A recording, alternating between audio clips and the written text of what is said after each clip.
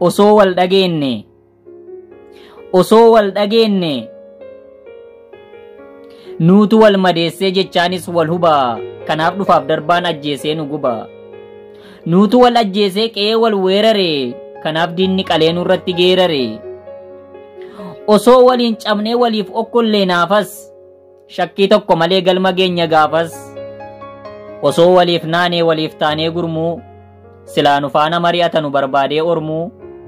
Osoo akkuma baay'ina keenyaa wal faana hiriirre, silaa qaata of biraayyuu tarree addunyaa jirjiirre. Garuu maal goona kaa, nutoo hin dhiisnu wal qoccolluuf wal tufaatii, kanaaf sababa taane baraan baratti dhumaatii. Osoo wal dhageennee wal jalaa oowwaanne, waliinis boonnee wal qabnaafuu, silaa of bira tarree ni taana addunyaafuu. Osoo mareen imallee eessarraa kaanee eessatti akka dhaabannu, osoo gochaan raawwanne waan afaan hin dubbannu. Osoo wal mari'annee gaaddisa tokko teenye, osoo waliif dirmanne iyya walii dhageenye, silaa har'a qaata bakka yaanne geenye. Garuu nuti akkas taanaan, asiin wal qoccollee achiin wal qorqinaan, qoree karaatti qarree deemsa wal dhorginaan, gaaddisa walirraa murree aduu walitti baasnaan, hamaa walii gammannee argaa walii inaafnaan, jaraaf teessoo laannee wal jalaa bunnaan hirkoo, ormaaf furmaata taanee walitti taanaan rakkoo. Orma suufa uwwisnee ofii carqii suphinaan, dhiiga sabaan machoofnee jara faana sirbinaan, si gamana teessee gamatti na jibbinaan, hanqinaaf hanquu koo ormatti odeessinaan, galma walii diignee seenaa walii gurgurraan, kurii walii cabsinee dhugaa walii unkurraan, ollaaf koo ta'u uwwisnee maatiif suphinaan carqii, jaarraa meeqaf laffaanee tola laachuudha warqii. Kan kaleessa murame beeki morma keenya, kan nu mursiises baraa orma keenya. Kan kaleessa gubates beekaa lafee keenya, kan irratti gubannes baraa lafa keenya. Qabee jira seenaan galmeen dhugaan haqne, qe'ee keenya irratti qe'ee namaan dhaqne. Osoo wal dhageenye, osoo wal dhageenye. Nuutu wal madeessee jechaanis wal hubaa, kanaaf dhufaaf darbaan ajjeesee nu gubaa. Nuutu wal ajjeesee qe'ee wal weerare, kanaaf diinni qalee nurratti geerare.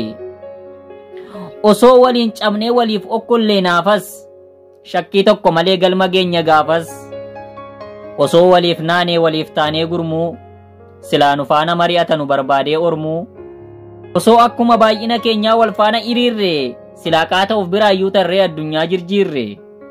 Garuu maal goona kaa, nutoo hin dhiisnu wal qoccolluuf wal tufaatii, kanaaf sababa taane baraan baratti dhumaatii. Osoo wal dhageennee wal jalaa oowwaanne, waliinis boonnee wal qabnaafuu, silaa of bira tarree ni taana addunyaafuu. Osoo mareen imallee eessarraa kaanee eessatti akka dhaabannu, osoo gochaan raawwanne waan afaan hin dubbannu. Osoo wal mari'annee gaaddisa tokko teenye, osoo waliif dirmanne iyya walii dhageenye, silaa har'a qaata bakka yaanne geenye. Garuu nuti akkas taanaan, asiin wal qoccollee achiin wal qorqinaan, qoree karaatti qarree deemsa wal dhorginaan, gaaddisa walirraa murree aduu walitti baasnaan, hamaa walii gammannee argaa walii inaafnaan, jaraaf teessoo laannee wal jalaa bunnaan hirkoo, ormaaf furmaata taanee walitti taanaan rakkoo.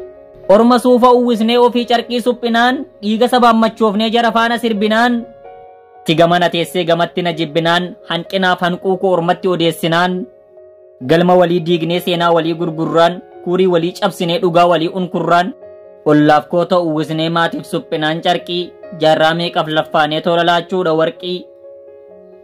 Kan kaleessa murame beeki morma keenya, kan nu mursiises baraa orma keenya. Kan kaleessa gubates beekaa lafee keenya, kan irratti gubannes baraa lafa keenya. Qabee jira seenaan galmeen dhugaan haqne, qe'ee keenya irratti qe'ee namaan dhaqne.